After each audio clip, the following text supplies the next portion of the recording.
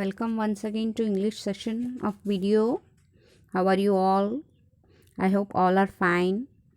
And you must, however bored you feel, children, you must watch video because this is the only way with which we are able to convey you something. This is a very nice lesson. In this you are going to get too much. I think so. बहुत सारा आपको इसमें मसाला मिल जाएगा सीखने को, जैसे कि बहुत सारे इडियम्स है यहाँ पे और कंपैरिजन आप सीख सकोगे. तो I think so you will be getting a lot to learn in this lesson. So let's see what you will be getting and what not. We will be dealing with this lesson. The name of the lesson is The Story of a Pigeon. Pigeon, you know, pigeon is a bird. It's a common bird and it has been used as a messenger, a wise and trusted postman.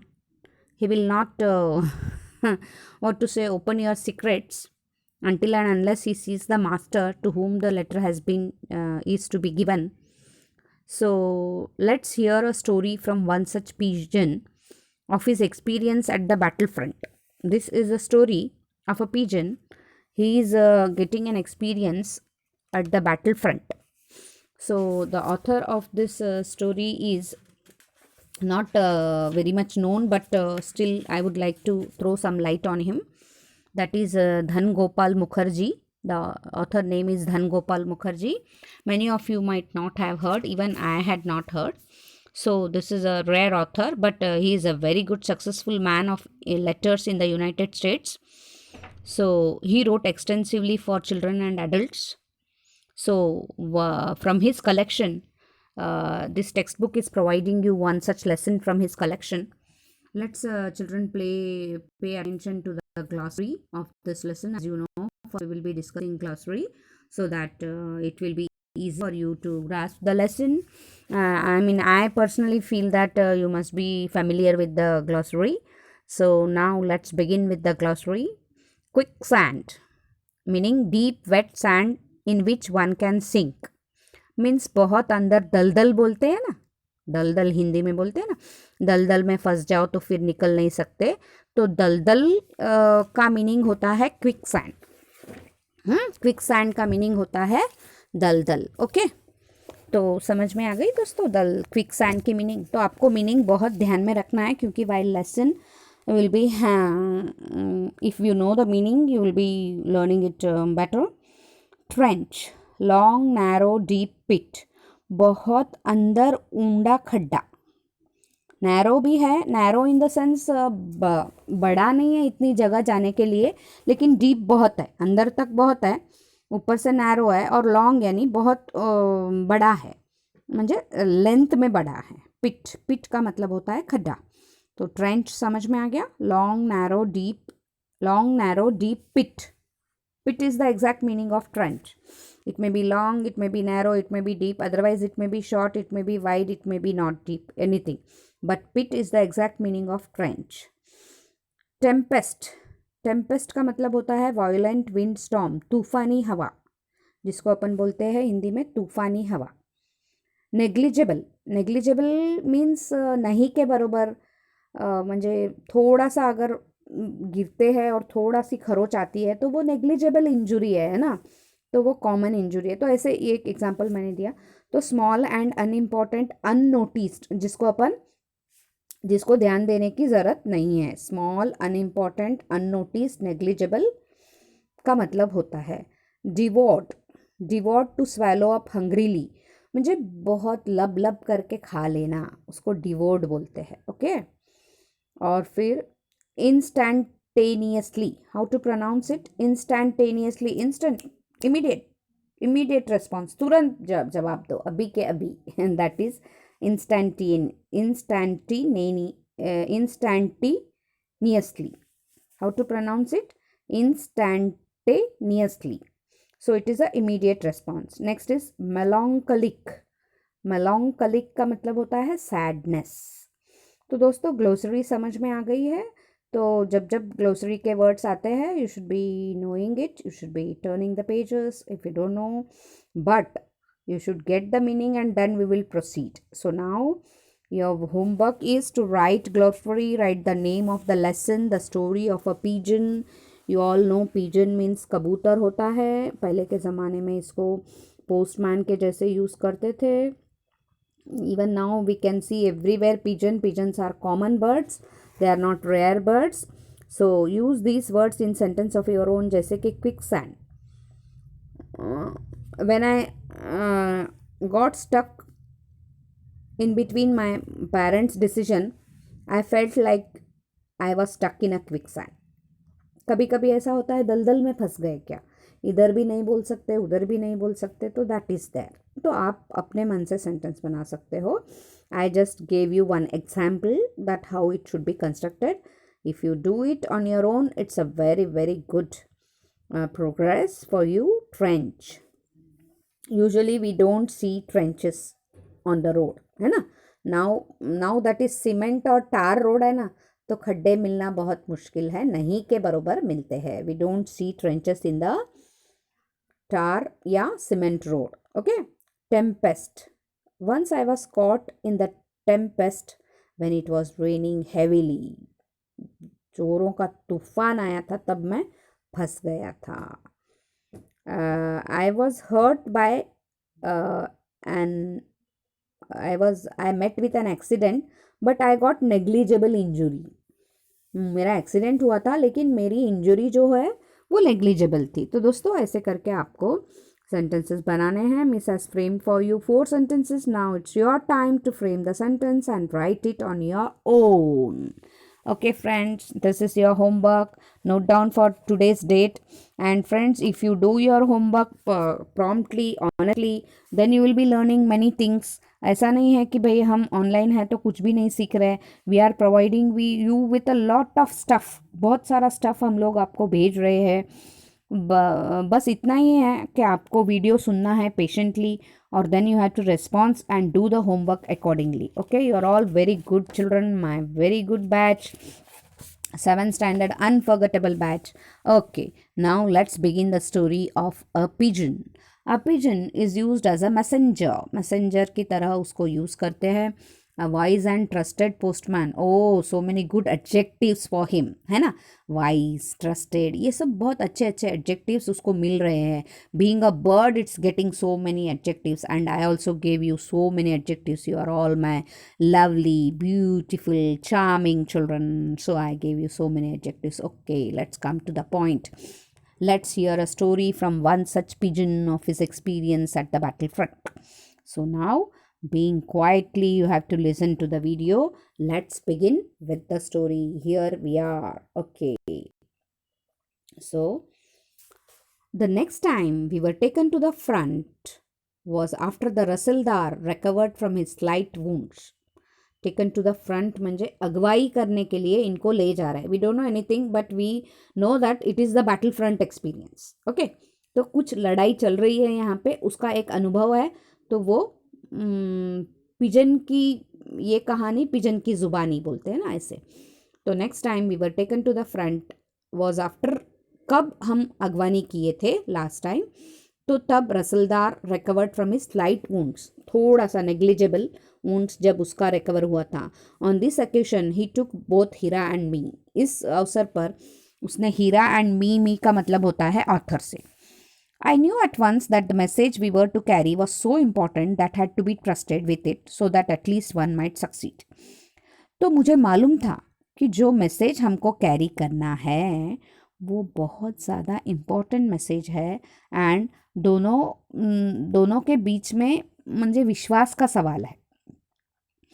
एक को तो वो message लेके ही जाना है. वो message अगर trusted रहा, अगर क्या बोलते हैं रहस्यमय रहा, तो फिर एक तो भी सक्सीड होगा. It was very cold. बहुत ऐसे अभी जैसे ठंडी पड़ रही ना, वैसे इससे भी ज़्यादा ठंडी थी. I felt as if I were living in a kingdom of ice. Wow, what a comparison. कैसे लगा कि जैसे मानो आइस से भरे हुए किंगडम में रह रहे, चारों तरफ ठंडी ठंडी बर्फीली हवा. मीन्स रहना मुश्किल ही नहीं है, नामुमकिन है दोस्तों. It rained all the time, उसमें ऊपर से ठंडी ऊपर से बारिश, यानी क्या पूछना, फिर तो ठंडी का पूछना ही नहीं पड़ता, बहुत ज़्यादा ठंडी. The ground was so full that every time you stepped on it, your feet got caught in a mud like quicksand, and your feet felt so cold that you have stepped on a corpse. Corpse का मतलब नहीं दिया है दोस्तों. Corpse का मतलब होता है, क्या होता है कॉर्प्स का मतलब? जैसे कि कांटों भरी राह में आपने पैर रख दिया है. मुझे इतनी ठंडी, पैर अकड़ जाते थे हर बार जब एक पैर आप आगे रखते थे. ग्राउंड वॉज सो फुल, म्हणजे ग्राउंड इतना बेरहमी से अपने साथ पेश आ रहा था, इतना दगा दे रहा था कि ये सब कंपैरिजन है दोस्तों. पर्सोनिफाई किया है ग्राउंड को. Foal, ground is not a living thing but even it is compared to foal, human quality foal है. तो ये पर्सोनिफिकेशन है दोस्तों. पर्सोनिफाई करके ह्यूमन क्वालिटी देना मीन्स पर्सोनिफाई करना है दोस्तों. तो it got feet got in a mud like quicksand, दलदल में फंसने के जैसा एक एक पैर ऐसे क्योंकि बारिश लगातार हो रही थी और मिट्टी पूरी रगड़ी रगड़ा मैसिन हो गई थी. And your feet cold so as if you have stepped on a corpse. तो दोस्तों यहाँ तक समझ में आ गया कि वो किस तरह का माहौल था जहाँ पे वो आगे की लड़ाई लड़ने जा रहे थे. हाँ, now we reach a strange place. अब एक अद्भुत जगह पे हम पहुँच गए. स्ट्रेंज मीन्स अद्भुत. It was not a trench but a small village. वो कोई खड्डा नहीं था लेकिन एक छोटा सा गाँव था. Around it beat and burst the tides of burning destruction.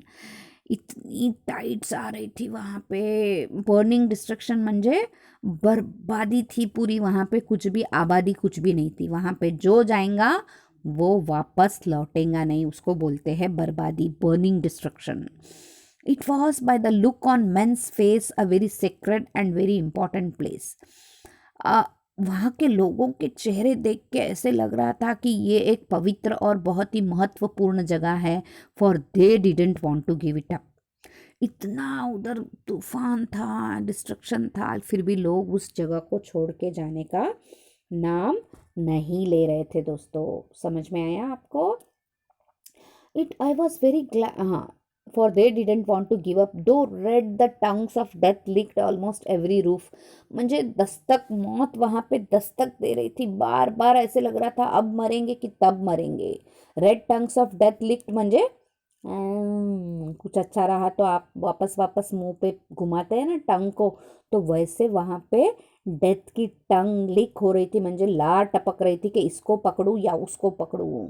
समझ में आया? Every roof, wall and tree of this place. I was very glad to be in open space. मुझे अच्छा लग रहा था कि कम से कम मैं तो ओपन स्पेस में हूँ. One could see the grey sky low, oh so very low. ऐसा लग रहा था कि स्काई पूरी नीचे उतर के आ गई है. One could see the frost white patches. ऐसे धुंधला धुंधला सब दिख रहा था और ऐसे लग रहा था स्काई के ऊपर बड़े बड़े बर्फीले पैचेस हो गए. फ्रॉस्ट म्हणजे बर्फ.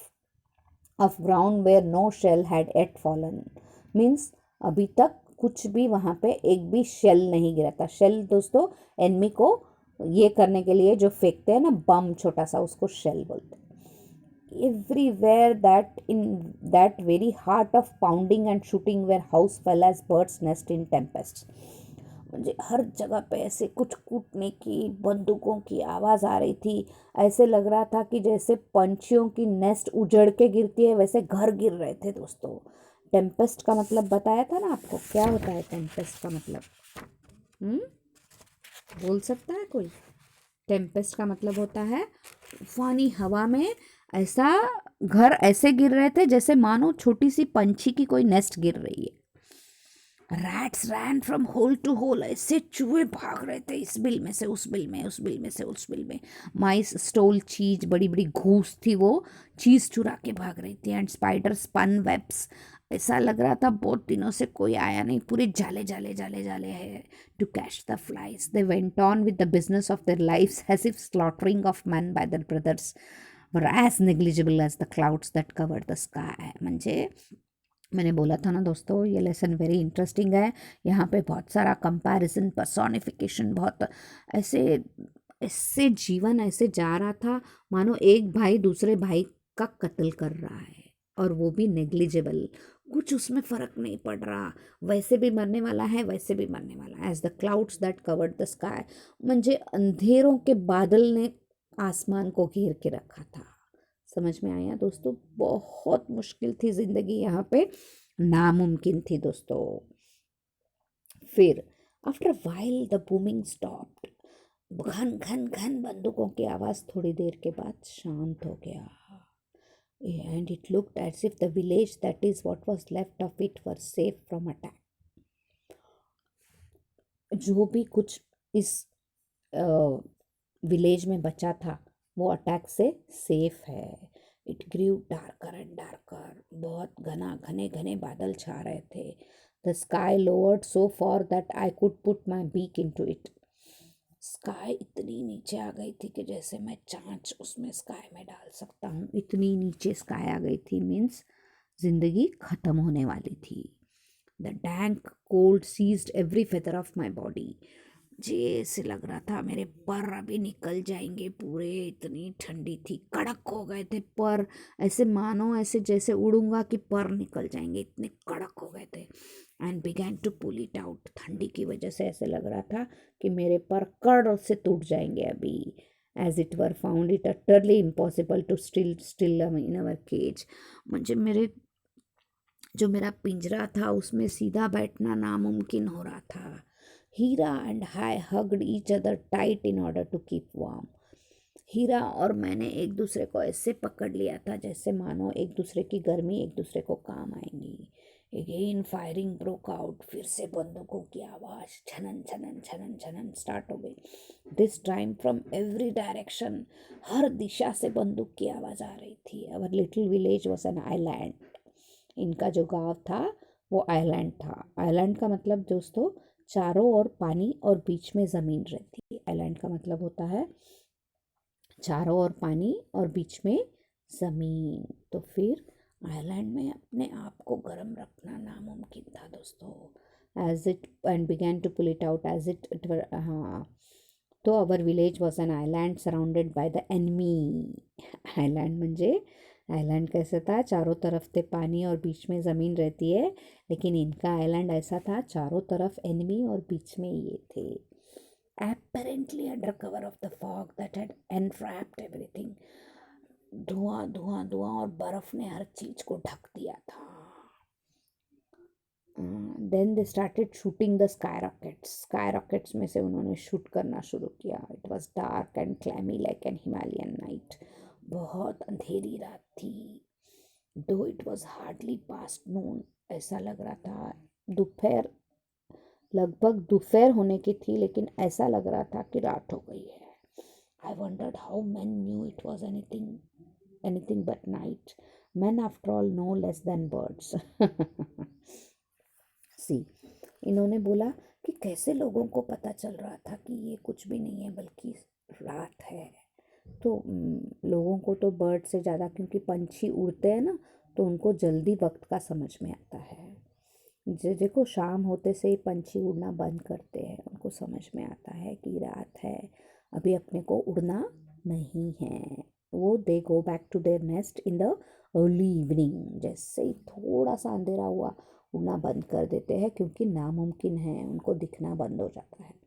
Again so now Hira and I were release to carry out our respective message, Hira और मुझे रिलीज कर दिया गया कि हम संदेशा लेके जाए। We flew up but not very far, for in a short time we were devoured by a thick fog. Again दोस्तों, डिवोर्ड का मतलब होता है टू स्वेलो अप हंग्रीली। ऐसे थोड़ा सा उड़े नहीं कि हम फॉग में फंस गए थे, ऐसा लग रहा था फॉग हमको खा लेगा।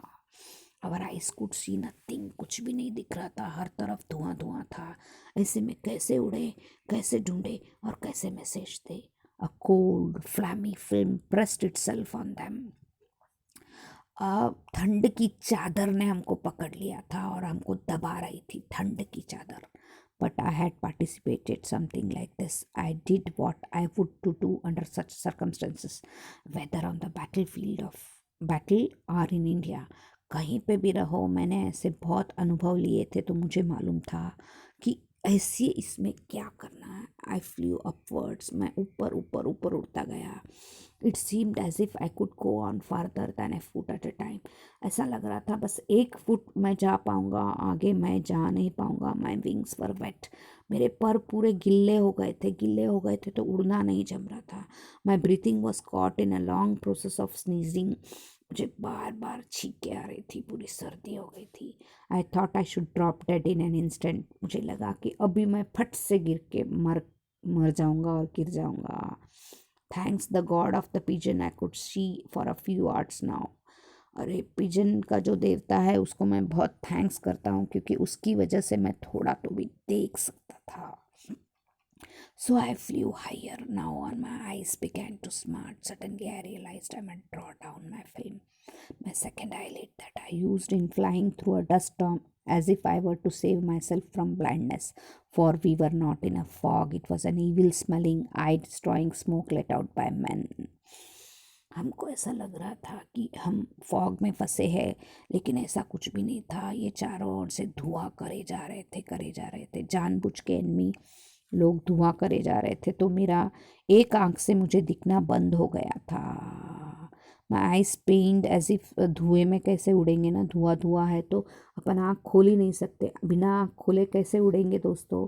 तो देखो उस पिजन की मुश्किल को, देखो किस मुश्किल हालात में उसने अपने आप को बचा के रखा था। My eyes pained as if somebody had stuck pins into them, ऐसा लग रहा था सुइयां चुभ रही थी मेरी आंखों में। My films now covered my eyes, मुझे पूरा अंधेरा छा गया था मेरी आंखों के सामने। एंड होल्डिंग माई ब्रेथ, ऐसा लग रहा था मेरी सांस भी रुक जाएंगे अभी। आई स्ट्रगल्ड अपवर्ड्स, कैसे तो भी ऐसे ऐसे ऐसे करके उड़ा। Hira was accompanying me rose too, Hira ने मेरे से उड़ना शुरू कर दिया। He was choking to death with the gas, वो जो गैस छोड़ रहे थे उसकी वजह से ऐसा लग रहा था सांस लेना भी नामुमकिन है और आंखें नहीं खुल रही थी। But he was not going to give up his flight, लेकिन उड़ना बंद नहीं किया हीरा ने भी।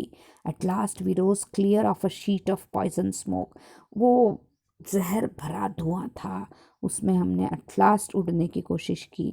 The air was pure here as I remove the film from my eyes. I saw far away against the grey sky our line we flew towards it. जैसे ही मैंने धुएं को कैसे भी करके उड़ उड़ के वो धुएं से उस पार गए। The air was pure here, यहाँ पे थोड़ी सी हवा शुद्ध थी। As I remove the film from my eyes, आंखों के सामने से जैसे थोड़ा सा अंधेरा हट गया था, तो फिर उसकी तरफ मैं मुड़ा और उड़ा। तो दोस्तों देखा इसकी ज़िंदगी कितनी खतरे में थी। Hardly had we flown halfway homeward when a terrible eagle with black crosses all over it flew nearer and spat fire at us. जैसे थोड़ा सा ही हम उड़े थे, hardly phloem half way home, आधे रास्ते पहुंच गए थे जहाँ पे पहुंचना था, जब एक बहुत खतरनाक eagle with black crosses all over, मुझे बहुत ही अलग जंगली ईगल आ गया था। Flew nearer and spat fire at us, पास में उड़ा और हमारे ऊपर जैसे गोलियां चला रहा था। पक पफ पक पफ पप पप पप ऐसे आवाज़ आ रही थी। And we ducked and did the best we could, हम लोग डरे नहीं, डट के रहे। डक्ट म्हणजे डट के रहना, और हमसे जो बन पड़ा वो हम उड़ने की कोशिश कर रहे थे। बेस्ट किया हमारा। We flew back at to its rear, म्हणजे हमने थोड़ा सा पीछे पीछे उड़ने की कोशिश की। There the machine could not hit us, वहाँ पे वो जो मशीन थी वो हमको नहीं हिट कर सकती थी। Imagine us flying over the tail of that machine eagle, it could do nothing.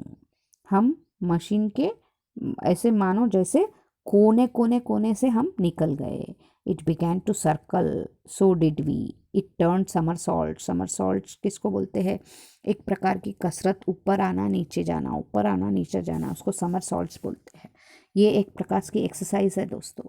So did we, हमने भी समरसॉल्ट्स करना शुरू कर दिया।